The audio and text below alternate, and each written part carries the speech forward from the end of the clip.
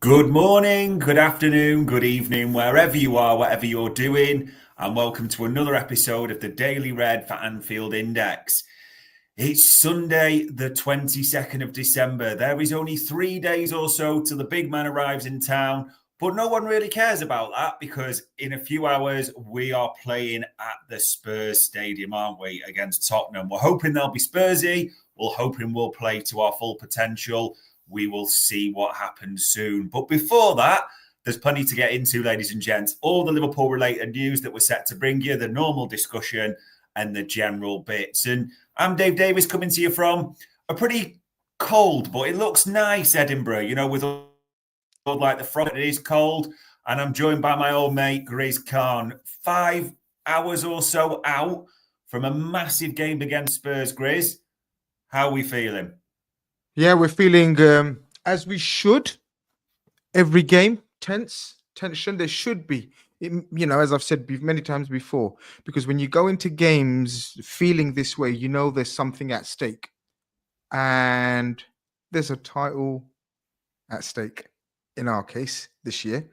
And so therefore, the excitement, the tension, the nervousness, all of the feelings that you should have when there's big games around the corner, that's how you should feel, and that's how I'm feeling. We've got a double header, Dave, this week. As you've brilliantly titled it, Capital Gains. We are the title of the show today. Very good. Actually, round of applause for that. It was you. If it wasn't for you, then it was you. All right, you get the round of applause. I was going to say, otherwise, maybe I'm doing Eddie a disservice. But couple of tricky away games. Yeah. That we have got sketchy records. West Ham and Spurs away. Sometimes maybe good, sometimes maybe so it's one of those ones. It's one of those ones. I'm feeling a bit. I don't know about you. My head tells me we will get chances galore. My head also tells me they will get chances galore, and so therefore it gives it a bit of a goes into the realms of he who dares on the day. Yeah.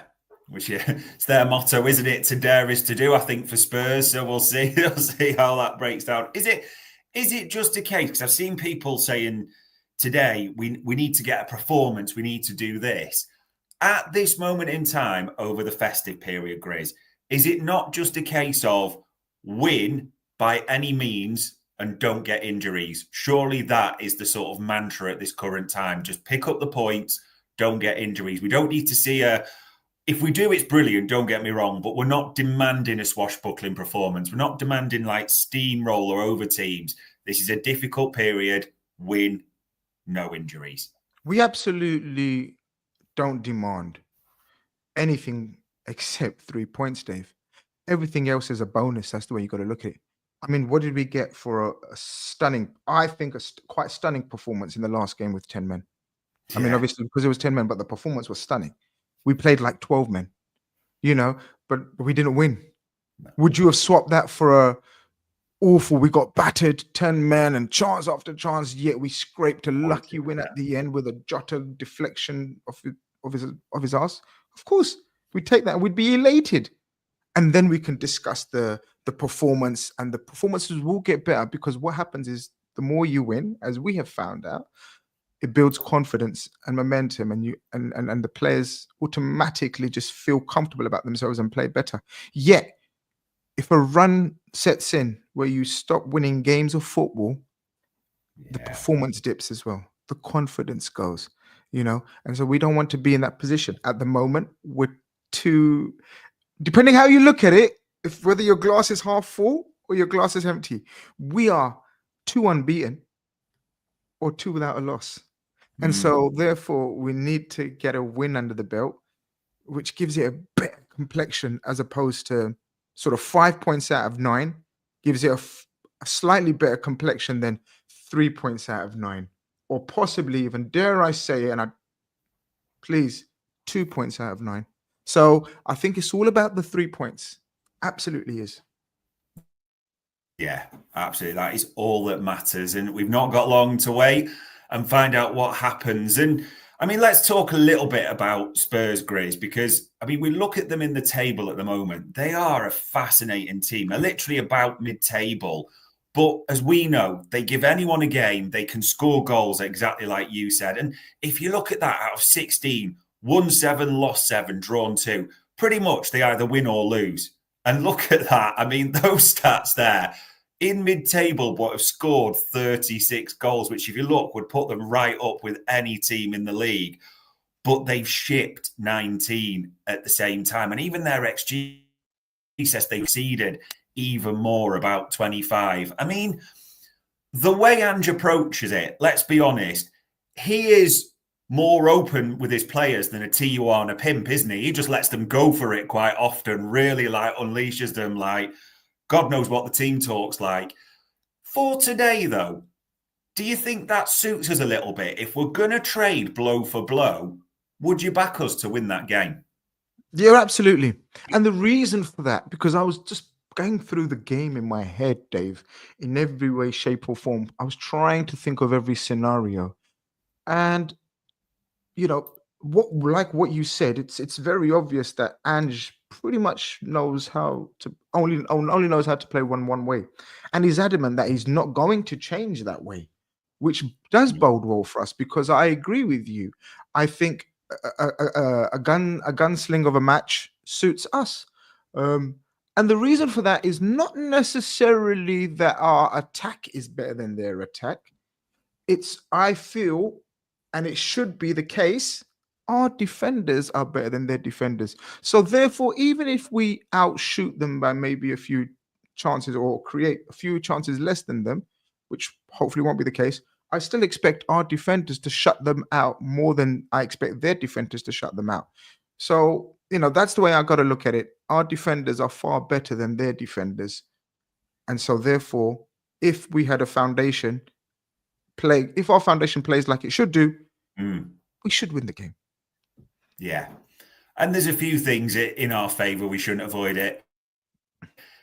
Guy saying that is Spurs still ridden with injuries. We must strike them to regain the winning momentum. I mean, as far as we know, or we're pretty certain, Vicario is out, the first choice keeper. Both first choice centre backs are out, aren't they? With Van der Ven and Romero both being out. So you suspect it's going to be Gray and Dragusin there at the back. Gray, not a natural centre back either. So there is that to consider at the same time. So there is an awful lot to like. The one thing I did also want to ask you on, because there's a few articles out today. Yep. A lot of people are starting to talk bigger picture now, Grizz. And it's funny because I don't know if you saw it on Sky Sports. Opta have got their famous supercomputer, haven't they, out?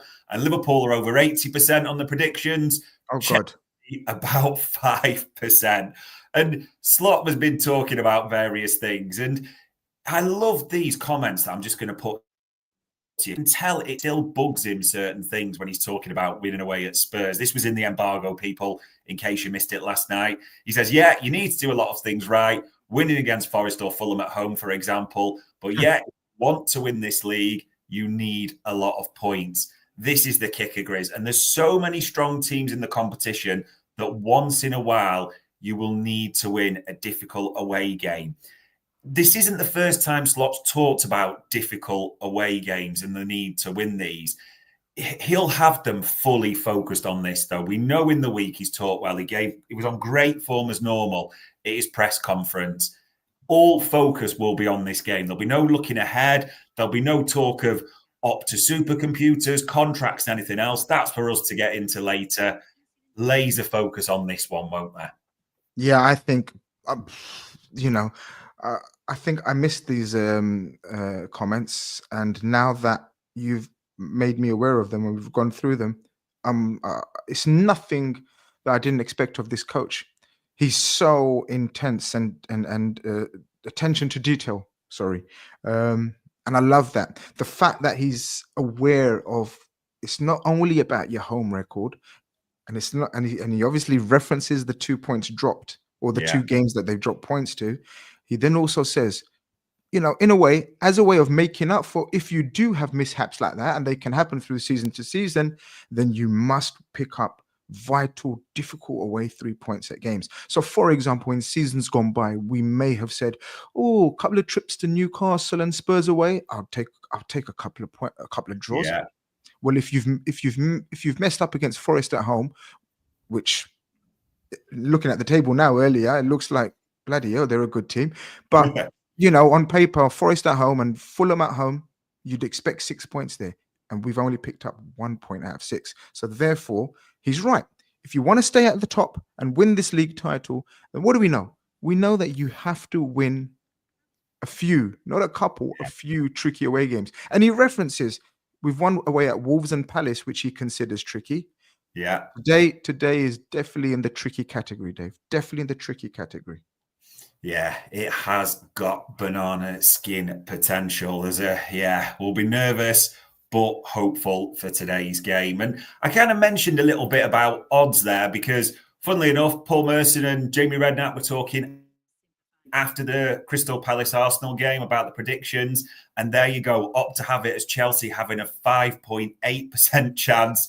Arsenal 13.2. God knows how they come up with these things. I'm sure some of the up boys will tell me. But Paul Merson quite dismissive of that 5.8, saying Chelsea should be a lot higher as well. Jamie Redknapp talking about us specifically and saying we are the team in great form right now, but we all know how quickly form can disappear. References Arsenal may be short a striker, Saka going off yesterday. I mean, Grizz, I'm not pretending for 1 second to be any statistician.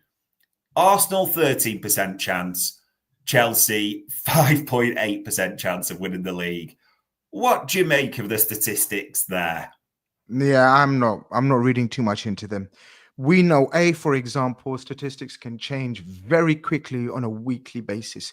I'd assume a huge shift if Chelsea won today and we failed to win. I'd assume it would automatically make Arsenal's chances much higher. I personally think, and I tweeted it yesterday, a bit controversially, a bit of tongue-in-cheek, bit of naughtiness behind my tweet towards the Chelsea fans, but I said the Premier League champions for 2024-25 will be Liverpool Football Club or Arsenal Football Club. Ooh. Brace yourselves. And I didn't mention the mighty Chelsea. And obviously a lot of people were talking about Chelsea. Look, I think Chelsea have been fantastic. I mean, there's no getting away from it. Maresca, very much like Arne Slot, has been brilliant. I mean, let's call a spade, a breath of fresh air. He takes over a huge squad, needs to trim it down, needs to work out his strongest 11, needs to dish out all the troublesome players, etc., etc. But he's done all that, and he's been brilliant. And they are a threat, and they are in a title race. In fact, hey, Dave, they could actually be on top today before we kick off. When we kick off, I should say. So, and we're hoping the mighty, amazing Everton might do us a favor today. We love you, Everton, really. But yeah, look, I genuinely think the chances and stats in terms of right now, I wouldn't bother wasting my time. No disrespect to the people at Opta and all these stats. You do great work and you are absolutely, intelligent people and brilliant at what you do. It's not for me. I just watch a game of football, see how we're performing, and whether we're likely to win a title or not. I use my judgment, my eyes, my experience of watching football for over X amount of years. But yeah, I'd say those stats, what you've just read out to me, I would take zero notice of them personally. I think we'd like to know, we know where our team is at and how we're confident we are and where we are. And right now, if we don't get 3 points, then it's very much races on. I wouldn't put much between us and Arsenal if we fail to win today. Yeah, I'd agree with that. And as someone pointed out quite rightly on one of the articles this morning, at one stage, the Opta supercomputer had Manchester City as a 78% chance. And how's that going right now? So I think that tells you. There you go. There you go. Yeah, that tells you the story all round.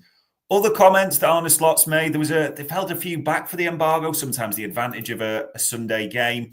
Spending, the January transfer window, Grizz, is not far away, as we know. So again, speaking of tongue-in-cheek, Arne Slot's been a bit similar on this because he's been talking about Chelsea and the transfer window, and also talks about bringing players in is always a process, about making the smart decisions to make. Here's the comment that we like, Grizz. Maybe I should be happy with how Chelsea does at the moment. Then I can tell the owners, yeah, but if you bring in 12.2 billion, it's a possibility to be successful. He's got a good sense of humour, Arne Slot. There's no two ways about it. I mean, January is just around the corner, and we haven't really spoken much about this, but it is literally on the doorstep. There's always the talk, as you know, you should reach a position of strength. Liverpool might never be in this position for a long time, but we don't know how the future is going to unfold. But we clearly wanted a midfielder in the summer. We didn't get Zubimendi. A lot of people, and I understand this, Grizz, you know, looking for a left back, looking for a midfielder, things that could really, as they say, move the needle for us in the title race. That is the hope. I don't know about you. As much as I would like all those things, I'm struggling to see real business being done in the January transfer window. There's hope rather than expectation. How about you? I'm pretty much the same, Dave, as you. Look, I'm with you in terms of every position that you've mentioned. And we've been discussing it over the last few weeks. We know the positions. We know what we do need short to long term. We know January is a window to fix or to bring in someone that we need for sure in the summer. So what that means, in my opinion, according to the way I'm thinking and the way the club think and operate, is okay. We'll and I'm sorry to say, people are going to go absolutely wild and mad as usual, but I think it's going to be a case of if the opportunity arises, and that's just the way it is, because we can't. And I don't think we're not the type of club to force a club's hand in terms of give them an offer they can't refuse. We just don't operate like that. Well, we didn't until sort of, was it last summer, the crazy summer? Not the previous summer, where we started making bids. Yeah, for Caicedo and Levy on the last day, you know, went a bit wild. But I think I don't think we should expect much, because that way we'll be disappointed when we don't get much. I genuinely think the area that we need in January of most urgency is the midfield. And we also know from Zubimendi's comments and his club stance, whatever, it's very unlikely. It's not impossible and not definite that it won't happen, but it's very unlikely that we're able to bring that deal forward to January. And notice I said bring that deal forward, because I do still believe and adamant, like we've said on the past shows, that I do still believe there is a deal in place. It's just a matter of Zubimendi coming to an agreement with his club that he wants to go. But I can't see that in January. I hope. Amazing feeling. What a boost. All of that. What a momentum shift it would be if we're able to tie down the contracts and then bring in on top of that a midfielder as well. I mean, we'd be absolutely flying, Dave, into the last final 3-4 months of the season. But like you, I don't anticipate much business. I do anticipate the contracts being wrapped up and sort of that being felt like 3 new signings. Sort of, we're presenting our new 3 signings to the public and the media. And look, as a fan base, we shouldn't be sort of, I don't know what you want to use the word, maybe brainwashed into thinking, oh, that's amazing, because we know that should have been done anyway. Yeah. And so therefore the pressure would be, or should be, that look, we still need to, like you said, a position of immense strength. Like, we have a great chance of winning the title. I mean, for God's sake, the Opsta supercomputer makes us favorites, guys. Like, listen to the supercomputer. You know, we possibly could do with a body just to get us on the line. But also on thinking from their side, it's not always foregone conclusion that you bring in someone and he's guaranteed to play. Like, what is there to say that someone like Zubimendi comes in and is guaranteed a starting berth? I mean, is he? Not right now. But he obviously is a quality player that adds to the group of quality players. So I'm not one of these thinks that it's the end all and be all, Dave.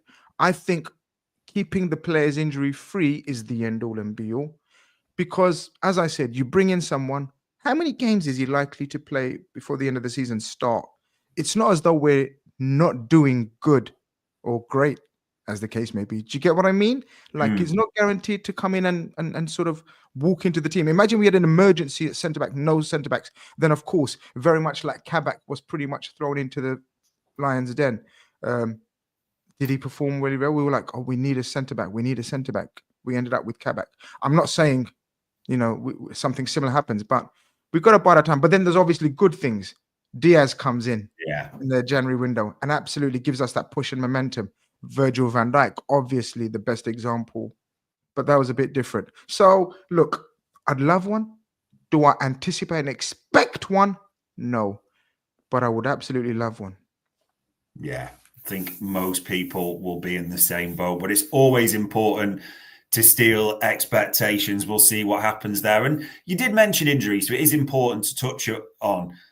Ignore what Arsenal fans say. We know that about them having the worst injury crisis and all this, and City fans and everything. We've had a bad injury record at times so far this season. But right now, as we sit here, the only two, as Arne Slot confirmed on Friday, that are definitively out are Ibu Konate and Connor Bradley, which overall, Grizz, I mean, Ibu's a massive miss, don't get me wrong, the best or one of the best centre-halves in the Premier League, along with Virgil van Dijk. We'd love him back, but only having two out at the moment, it's not the worst record, touch wood, is it? No, absolutely isn't, and long may it continue that way. We could be, and again, prayers up, we could be going into the busiest, the most important part of the season with a fully fit squad.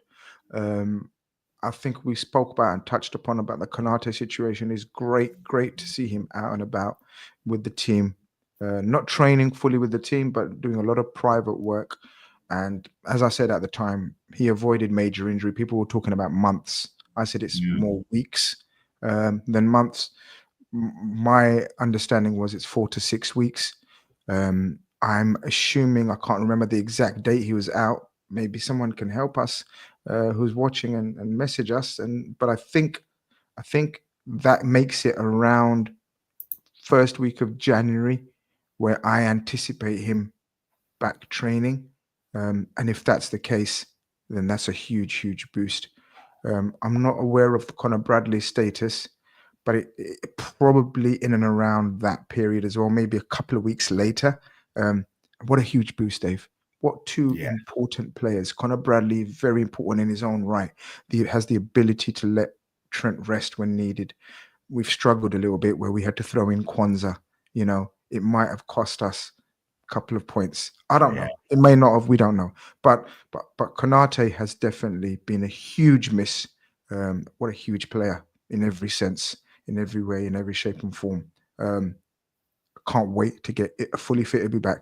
And then, like you said, let's just keep positive and pray that they remain fit until the end of the season. Because as I said, to me, if you're offering me a player to bring in January, or the other choice is you have no injuries, I'm taking no injuries. Yeah, which is probably fair. As much as we'd love everything, and we could be seen as greedy, a fully fit squad is a real difference maker for Liverpool. And you always get remembered not to moan and be grateful for what we have. And Dan Carlson gives us a good reminder, because as he says there in the comments, good morning to us both. The winter has come and it's minus 20 in the north of Sweden. So it can always be worse. A good reminder there. You did touch upon something which is dominating a lot of the chat. And I mean, it's only a week or so till the three big stars, Trent, Mo and Virgil, can sign a pre-contract agreement, as we know, with an overseas club. Just want to play you a clip, Grizz, from Sky Sports this morning, just because we should bring a joviality to it. So Diogo Jota talking about who and what he'd get for Christmas. So let's just have a listen to this one, people. Okay, well, you have to try and get him in the Christmas spirit. What would I buy Trent? What does he need? A paper. A paper? And a pen, sorry. Oh, a pen. So he can sign his contract. Oh, nice. Love Nice. that. Mic drop. Put it back in. Well, it looks like they're all quite cheery in the Liverpool squad at the moment, and I'm sure there'll be certain barbs going off in the dressing room as well. Grizz, like we said, we don't want to sort of over-egg it, but it is only a week or so till the pre-contract agreements could be signed with overseas clubs for the big three. Are we really hoping for news over Christmas, the New Year, whatever it may be? It would be a real boost to get some news soon, wouldn't it? Yeah, we've discussed this week on week on week, and you know, I'm absolutely calm now. From what I'm thinking and hearing and understanding of the situation. Of course, there's panic stations amongst the fan base. The longer it goes, the longer it goes. If that doesn't tell you that the players are aware, and how shall I put it, Dave? That doesn't sound like someone who's speaking about something that's they know of that is going to be a negative. He wouldn't say that knowing that talks are very tense and there's a chance he leaves and he's not, you know, talks are not going well. That's one of those ones, almost to me, sign the contract, Trent. Everything's good. We're good. You know, you want to stay.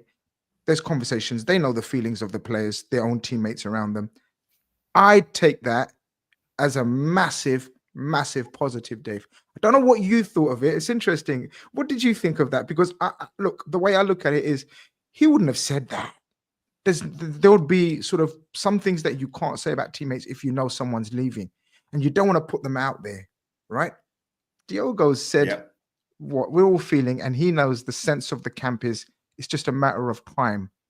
I think it's a matter of when, not if, all three are announced. And what a time and what a place Liverpool Football Club will be when that happens. God, it would be absolutely brilliant if all three get announced. And similar to you, it's funny that he's doing it in a jovial manner, because if it was a touchy subject and the camp were thinking, don't rock the boat at all, they would just stay away from this completely. It would almost be one of those that's off topic, off limits, if you want to call it that, in these types of skits. No two ways about it. The second thing I also thought about, Grizz, was the fact they're joking about other players. It reminds me of that time, people may have forgotten it. Before Coutinho left, just after we'd beaten Bournemouth, there were a lot of questions, and he was with the Ox doing his post-match sort of chat after we'd won. And the Ox actually stepped in to say, you know, we all love him. Coutinho's committed. We don't need to keep this line of questioning. And it felt a little bit like, okay, and obviously we know what happened, you know, hindsight's a wonderful thing, but this does feel quite, I say, it's good, it's jokey, it's jovial, all those types of things. So you can tell more than anything, and most importantly for me, it's not rocking the boat in the camp at all. And probably if they're having a few jokes and digs at each other, it does show a good side. So yeah, that's pretty much all the headlines that we've got this morning. Just a couple more things I do want to ask you, Grizz. The Spurs game. I'm maybe wild on this, but I'm of the opinion this lineup is actually quite straightforward to pick. What are you thinking? Is it, Dave? I mean, I was thinking it's okay. So we know the back four picks itself and the goalkeeper picks itself. That's absolutely fine. Yeah. Then we know Gravenberch is nailed on. Then we know Mohamed Salah is nailed on.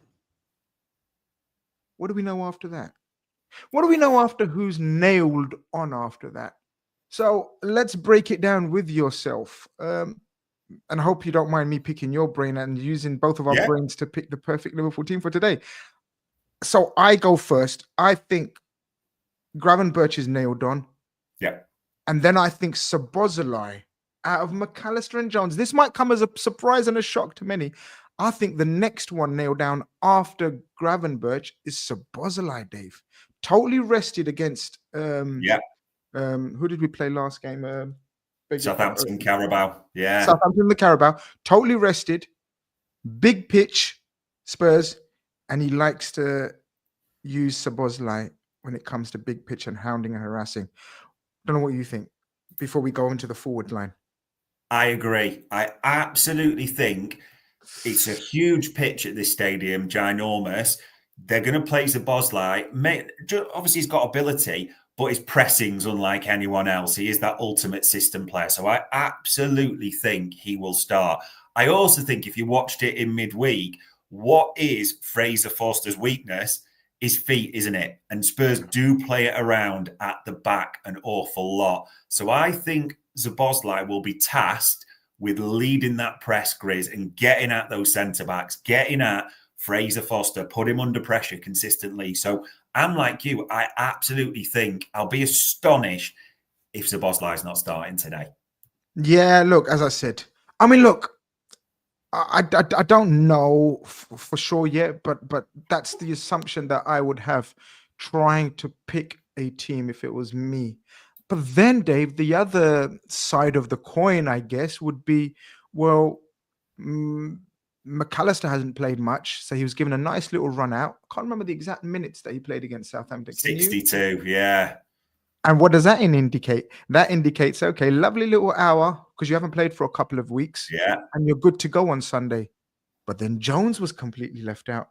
So all four, as I said, are vying for a place. And all four, I think it's fair to say, because I know we've been a little bit underwhelmed with McAllister this season, but last few games, he's upped his game as well. So therefore, it gives you 4 players into 3. And Curtis Jones done a wonderful job against Chelsea, if you remember, when he sort of totally nullified the influence Cole Palmer had, for example. It's a tricky one, but I'd say, just as a guess right now, I'd say it's the 3 that were completely left out on against the Carabao Cup game. Interesting. Listen, that is the one position that I think it wouldn't surprise me who of the 4 misses out in the midfield role. I just think, and again, it's personal preference, personal opinion, Alexis McAllister gives you something that the others don't have. He's more that metronomic element, that control, isn't he? That game intelligence, if you want to call it that. Yes, people will be challenging and say the legs compared to the other 3, and I get that. But I just think sometimes in these games you see the impact when you don't have McAllister and that metronomic element. That's the only thing for me. Well, he's missed a couple of games, and we've seen a couple of games full of chaos, right? Literally chaos without McAllister, no control whatsoever. So I think you make a very valid point. And the forward line, I'll go first on this one, Grizz, because I'm going to be bullish on this. It could be wildly wrong. It's going to be one of those brave or stupid calls. Let's see. Salah, we know, is nailed on. Luis Diaz did not play in the Carabao. I think he's nailed on this big pitch to be on the left-hand side. Cody Gakpo started in the Carabao, which leaves only one position in the middle. And I think it goes to Diogo Jota. I think as much as we've seen alternatives, we've seen Nunes come in there. We don't need to get into the whole Nunes debate because that's been done to death. We've seen Luis Diaz also as a false 9, which people thinking, I can understand that's popping up in the comments loads. I just think he was asked about it in the press conference, Grizz, about his options, and he said this and that. But he did mention that Jota has started largely, which is true when he's fit at number 9. So I believe, sincerely, could be wrong, Diaz, Jota, Salah will start this game. I mean, I guess the main talking point or point of discussion or contention, bone for contention, will be the fitness of Diogo Jota. And if Diogo Jota is fully fit, then I'm absolutely with you. Then Diogo Jota starts the game. Simple as that. Right? Our number 9's back. Yeah. Now, the situation or the issue is, if he's not, then do we go with the other forward line that seems to be the first choice one, which doesn't include Nunes, it seems, in the big games, and that's a massive indictment on Darwin. And as I said, we're not going to dwell too much today.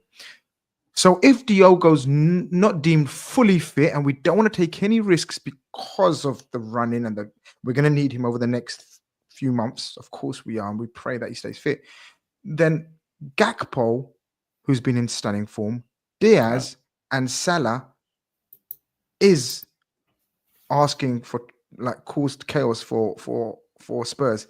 Can you imagine the likes of Dragusin and the totally inexperienced at centre back, young fella from Archie Leeds they Gray. bought, Archie Gray at centre back? Can you imagine him how to deal with those three, the movement and interchanging of positions and roles?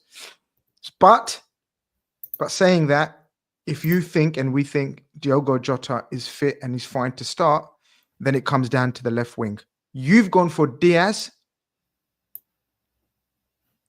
Geez, Gakpo's giving me absolute massive headache because of his performance, his attitude, his desire, everything that we've kind of questioned. Can you raise it, Cody, from last season? Can you raise it? And he's raised it. So I think it's a tight call, Dave. I'm not sure how easy it is. It's a toss of a coin for me, but I'll go for Diaz. Like Cam said, he'll be up for revenge from last season, and hopefully that fire in his belly will get him over the line in a positive way, not in a red card, I hope. Yeah, fingers crossed on that. We'll see. We won't have long to wait, people. And it's also one of those at the same time, isn't it, that there are many options. And the good thing, I mean, we didn't even mention Chiesa. I know people probably won't bring him into this party, Harvey Elliott either, but Liverpool have got real options on the bench, whatever happens in this one, people. So there's so much to be looking forward to, which the final talk of the Spurs game on before we'll lead you into the normal content, people. Grizz, I'll go first on this one.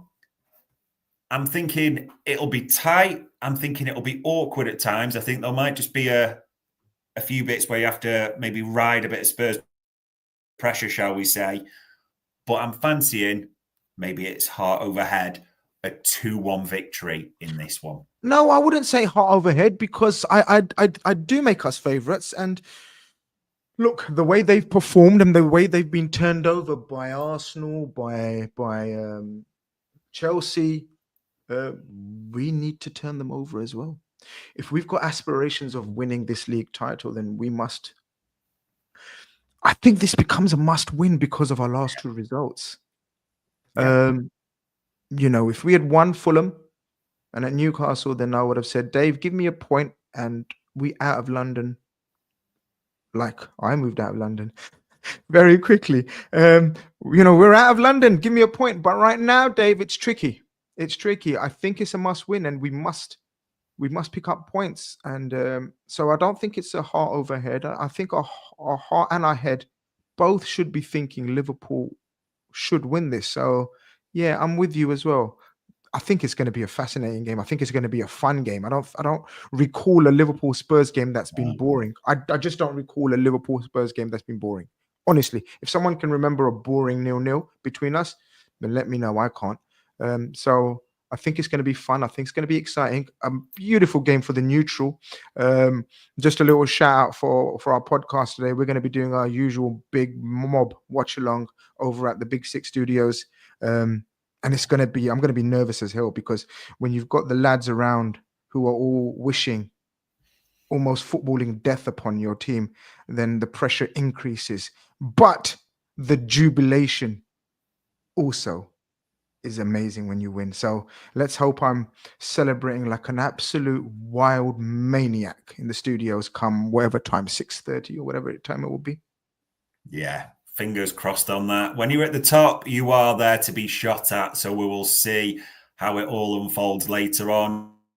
And yeah, everyone will be busy as normal, people. We have got you covered on Anfield Index. Even if you've got some time to kill, there's a few that Dave's put out yesterday. An old school. We haven't had one of those in a long time, as by the nature of the title. And Trev is back online now that Vodafone Ireland have sorted themselves out. And he was with Dave on the AIP podcast. Live later as well, similar to Grizz, everyone's busy. Housewives' favourite, young Jack McIndoe, will be there doing his watch-along at the same time. And there'll be Gags, one half of G&G, the other half of G&G, doing the Gags Tandem show later on. So there we are, ladies and gents. There'll also be Raw, all the things that you like, all the things you like to watch and listen to. So you can't go wrong. I mean, looking at that is amazing. Amazing effort, amazing work rate. The content is flowing, people. What are you doing?